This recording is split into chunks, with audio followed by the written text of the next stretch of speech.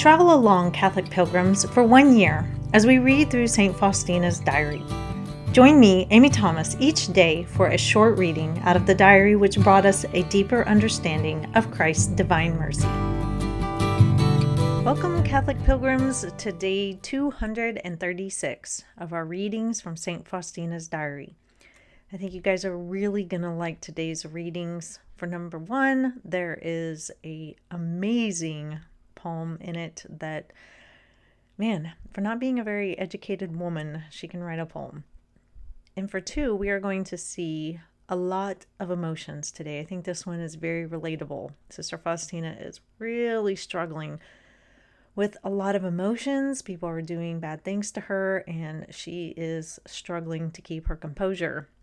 Again, this is us seeing a saint go through the same things that we go through and the same struggles, and she is trying very hard to not let her emotions get the better of her. And so that is what we're going to talk about today in Notebook 3, numbers 1148 through 1152.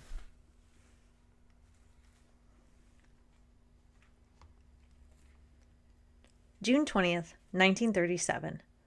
We resemble God most when we forgive our neighbors. God is love, goodness, and mercy. Every soul, and especially the soul of every religious, should reflect my mercy. My heart overflows with compassion and mercy for all. The heart of my beloved must resemble mine. From her soul must spring the fountain of my mercy for souls. Otherwise, I will not acknowledge her as mine. On several occasions, I have learned how some religious defend their own glory under the pretext of being concerned for the glory of God, whereas it is not a question of the glory of God, but of glory of self. Oh, Jesus, how painful this has been for me. What secrets the day of your judgment will bring to light. How can one steal God's gifts? Today, I experienced a good deal of sorrow because of a certain person, a lay person, that is. On the basis of one true thing, she said many things which were fictitious. And because they were taken to be true and spread around the whole house, when the news reached my ears, my heart felt a twinge of pain. How can one abuse the goodness of others like that? But I resolved not to say a word in my defense and to show even greater kindness toward that person. I became aware, however, that I was not strong enough to bear this calmly, because the matter lingered on for weeks. When I saw the storm building up and the wind beginning to blow sand straight into my eyes, I went before the Blessed Sacrament and said to the Lord, Lord Jesus, I ask you to give me the strength of your actual grace, because I feel that I will not manage to survive this struggle. Shield me with your breast. Then I heard the words, Do not fear, I am with you. When I left the altar, an extraordinary peace and power filled my soul, and the storm that was raging broke against my soul as against a rock, and the foam of the storm fell on those who had raised it. Oh, how good is the Lord, who will reward each one according to his deed. Let every soul beg for the help of actual grace, as sometimes ordinary grace is not enough. When pain overwhelms my soul, and the horizon darkens like night, and the heart is torn with the torment of suffering, Jesus crucified, you are my strength. When the soul, dimmed with pain, exerts itself in battle without respite, and the heart is in agony and torment, Jesus crucified, you are the hope of my salvation. And so the days pass, as the soul bathes in a sea of bitterness and the heart dissolves in tears. Jesus crucified, you shine for me like the dawn. And when the cup of bitterness brims over and all things conspire against her, and the soul goes down to the Garden of Olives, Jesus crucified in you is my defense. When the soul, conscious of its innocence, accepts these dispensations from God, the heart can then repay hurts with love. Jesus crucified, transform my weakness into omnipotence. It is no easy thing to bear sufferings joyfully, especially those which are unmerited. Fallen nature rebels, and although the intellect and the will are above suffering, because they are able to do good to those who inflict suffering on them, nevertheless, The emotions raise a lot of noise and, like restless spirits, attack the intellect and will. But when they see they cannot do anything by themselves, they quiet down and submit to the intellect and will. Like some kind of hideousness, they rush in and stir up a row, bent on making one obey them alone, so long as they are not curbed by the intellect and will. Oh, I love today's readings. They are so good. Maybe because I'm a super emotional person and she is so speaking to my heart right now, because I pretty much deal with all this stuff all the time because I tend to be a little dramatic and let my emotions get the best of me. Man, today's readings are packed with so much. I don't even know where to start. And as I was reading through it, I felt, oh, Sister Faustina was writing to me. I know she was experiencing this, but she was writing to me because so much of what she says, I think, is utterly relatable in my life, at least. I know there are people out there who can keep calm all the time, but I just am not one of those people. So let's start at the front where, for one, Sister Faustina is talking about how there are religious who defend their own glory under the pretext of being concerned for the glory of God. And so we're talking about pride here. And it is so hard to deal with people when they are being prideful. And you know it, and you can't really call them out on it. And it just bristles you, doesn't it?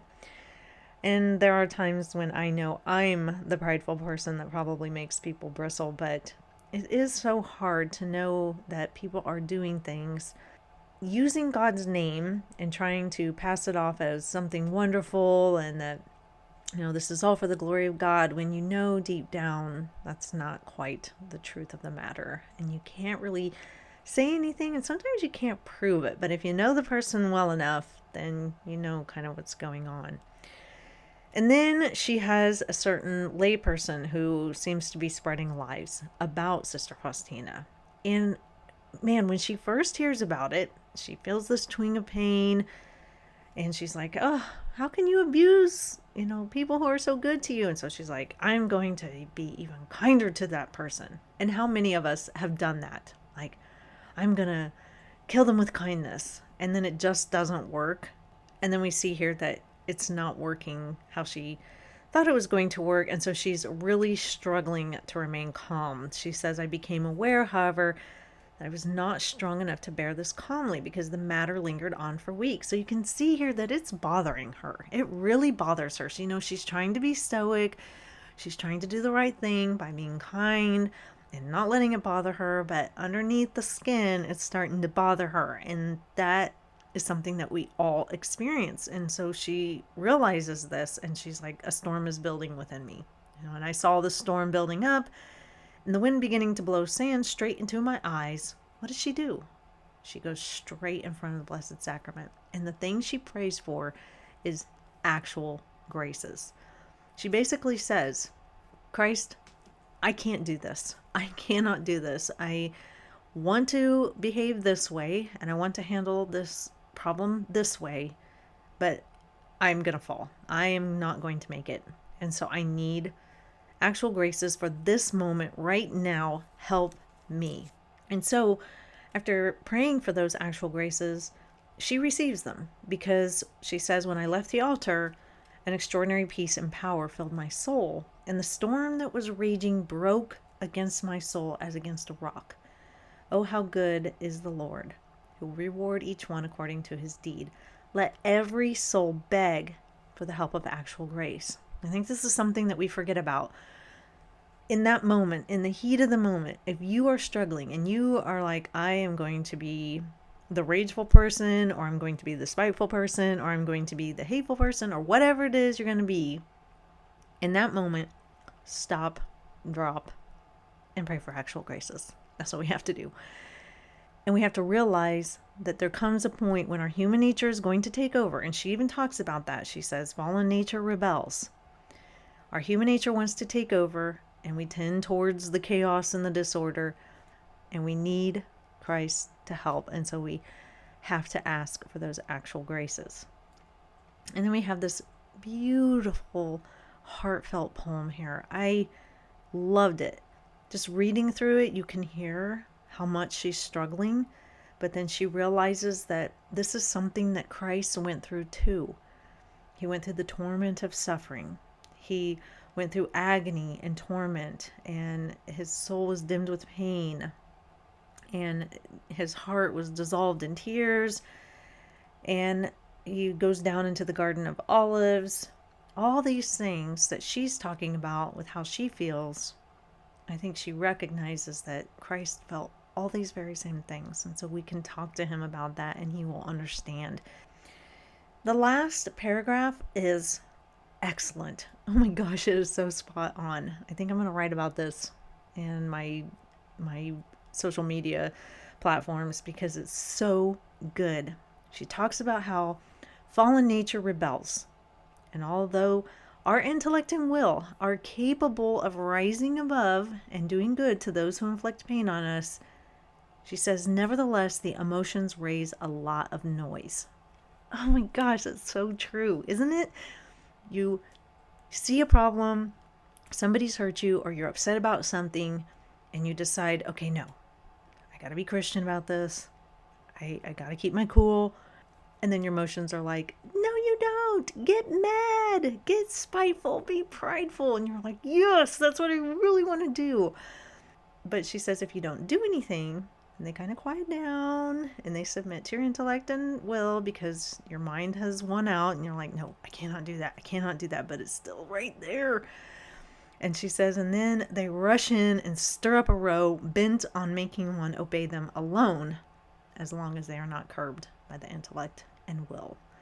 And I think that is something that probably every single one of us struggle with. And here we see a saint who is definitely struggling with it, and she gets it. She understands that this is something that really happens in all of our lives. The flood of emotions and how strong they are.